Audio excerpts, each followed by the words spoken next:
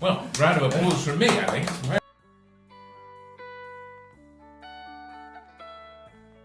What was your inspiration to just get into writing from the start?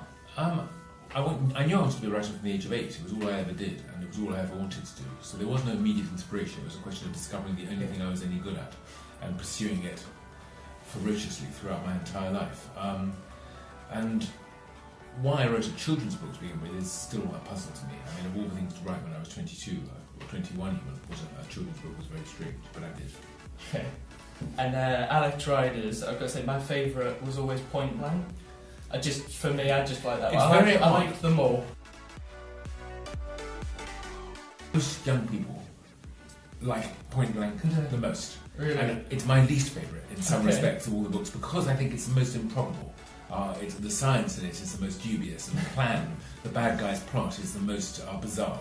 I love the book. I mean, there are things in it. Some of the action sequences are great. Yeah. Dr. Grief is great. Mrs. Stellenbosch I like very much, based on my grandmother. And there are lots of things that I like in it, but it's not my favourite of the book. Which one is your favourite? I think probably Scorpia is, I think, the best one. Like Although that said, there's a new one coming out next year, and I'm very, very pleased with it. I was just about to say, is there any returning? Yes, having decided not to write any more Alex Riders, and not having done any for 5 years, I was working on some short stories, which I was doing for the publisher, just polishing old ones and then writing some new ones. And in doing that, I discovered how much I missed the character. So I've now done a new book. Is there any hints as to what that's about? I can only tell you that it's set 5 weeks after Scorpio Rising ended. Okay. So Alex is now in San Francisco, very damaged by his experiences out at Siwa in Egypt, and his life looks pretty grim until something happens and everything changes. Yes. We send him back to Egypt first, and then on from that. That sounds pretty good. And in terms of the film adaptation, how much input did you have in that? Well, I wrote the screenplay for it, so that's quite a bit of input, but at the same time I was just one of the sort of the passengers on that particularly rocky voyage across the seas to the cinema. Making a film is such a sort of a peculiar business. Nobody is really in control. You go where it takes you. Yeah. I watched a video the other day where you were talking about a skull that you were given. And that was, is it right that helped you to be motivated? That's correct. I was given it when I was 13 by my mother as a Christmas present. I don't know what's weird. What's the more weird thing? The fact that I asked for it or the fact that she went out and got it? Yeah. But anyway, it turned up at Christmas and I've had it ever since, and it sits on my desk and it reminds me that time is short.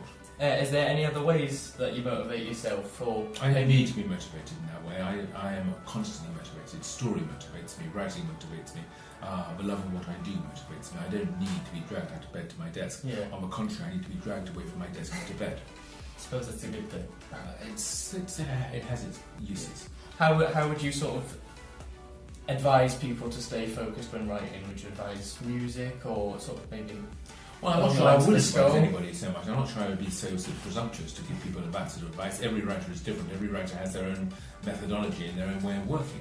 But I would have said that if you're not focused on what you're doing, if the story is not captivating you, if you're not excited and passionate about it, then probably if you need focusing and if you need music or something to help you, something might be wrong. Yeah, fair. And in terms of sort of writers like myths, does it always have a notebook in that? What do you think of that? Are you always sort of... I do have a notebook and I do jot down ideas and such when I'm working, but I think, as I've just said to you, I think that there are no stereotypes about writers. I think the rules are different and all do things different ways. And, you know, I've met writers who quite surprise me when they describe their way of working, which is so totally different from mine, you know. Sitting down without any plan. To me, a structure or a plan is absolutely vital. So that helps, yeah. Yes, but there are writers who say, no, on the contrary, I just start a page where I don't see where I'm going. Yeah, everyone's different. That's right. And novels and TV, you've dabbled in a bit of both. Which do you prefer? I would say I've done more than dabble, if you get what I'm saying. Which do I prefer? I think probably novels. I think novels, they're all my own world, and I think that novels change people's lives in a way that TV programmes and films seldom do. Yeah, okay. Audiobooks and sort of now got Kindles are becoming a massive thing. What are your opinions on those? Well, I think they're all terrific. I think audiobooks and Kindles are, of course, very different things. Audiobooks, a lot of people like having stories read to them while they're walking through headphones and all that sort of stuff, and that's great, and I'm happy to say that all the books I've done have been very, very well read by different actors. As for Kindle, and anything that puts my work into somebody's pocket, into their home, whether it's electronic, on the top of a telephone, or on a computer, or wherever, or on an e-reader, I think I'm all for it. And in fact, I think that e-books in a funny way have not yet been fully exploited. I think there are still ways to go. Do you think there's ever the chance that they might sort of take over books, or do you think books will always be a thing? Stephen Fry famously said that it was like light bulbs, which have taken over the candles, but candles are still very much part of our lives, and we all like to have candles. My own view is actually that books will always supersede screens, because there is something about the pleasure of opening a book and turning the pages and seeing how far you've got into it and having it in your hands, feeling the weight of it and having it as a physical object. You know, books are more than just the words inside them, and unfortunately Kindles aren't. I've got to agree with you there. And Magpie Murders, a classic crime novel. It's like, what makes that classic crime for you, and how did the idea come about? Well, I've always been interested in writing about murder and writing murder stories, and a long time ago I thought I wanted to write a book that would both be a really, really puzzling whodunit, but would also examine the whole nature of whodunits and why we like them, why we read them, and how they're written. So that was the inspiration for it. It comes from writing Midsummer Murders, Foyle's War, Poirot, and all sorts of other things on television. Okay. And there's a very big variation in sort of topics and stuff like Sherlock, James Bond, Alex Rider. How much do you have to stick to certain aspects of things? The sort of like Sherlock, how much do you feel as if like...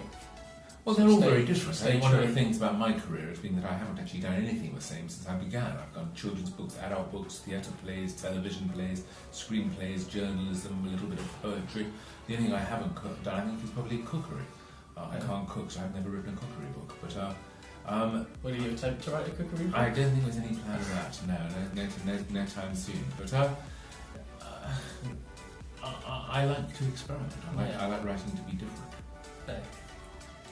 What tips would you give to young writers, I mean, such as myself, because at the moment I'm also attempting to write my own book, but what tips would you give in terms of writing and trying to get published? Well, the first tip is to stop being self-deprecating. You said to me, I'm writing, and when you stopped and said, I'm trying to write, as if you wanted to apologise for it. As soon as you have that attitude, you're losing. You've got to believe in yourself. That's the first piece of advice I'd give you, is what you're writing could, as far as you know and as far as I know, be the next big, huge bestseller. I think you've got to believe that. I don't think you should ever doubt yourself. That's the first thing, is believe in what you're writing, enjoy what you're writing, have absolute ambition for what you're writing, and do the best work you can. The other pieces of advice I'd give you is to read. The more good books you read, the more likely you are to write well, and enjoy your writing. That's the other thing about it. If you're not enjoying it, I always think something probably isn't working.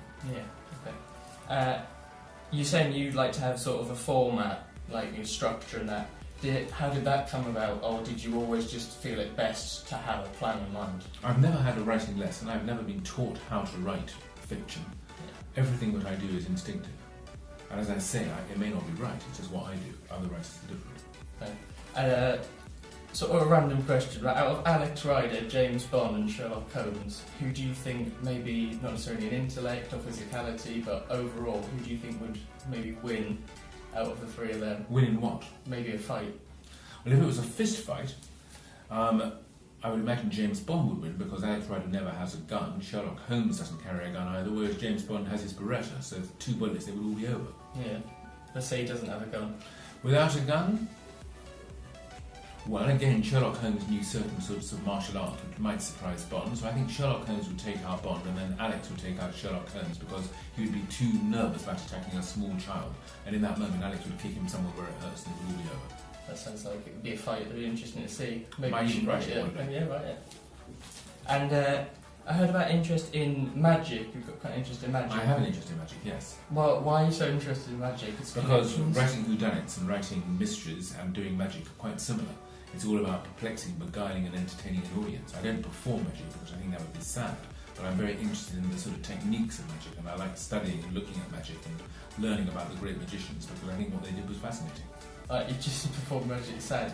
Would you mind if I performed like a really small thing? I'd be delighted, right? Everyone will watch, you know.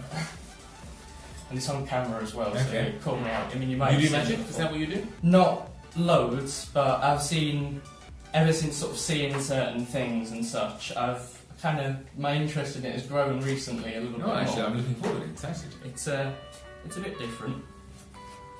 Make sure the camera can see it as well. So it's like I'm delighted. This is great. A blank thing. You can see. Indeed, I can see right through. I can see your face. Yeah. Yes, excellent. And then I can see a playing card. Yes, and the camera can see that as well. Mm-hmm. Hopefully this going into the transparent case. Yes, it will. Right. It's always the trick of fitting it in your hand with a plastic thing. Yeah, there we go.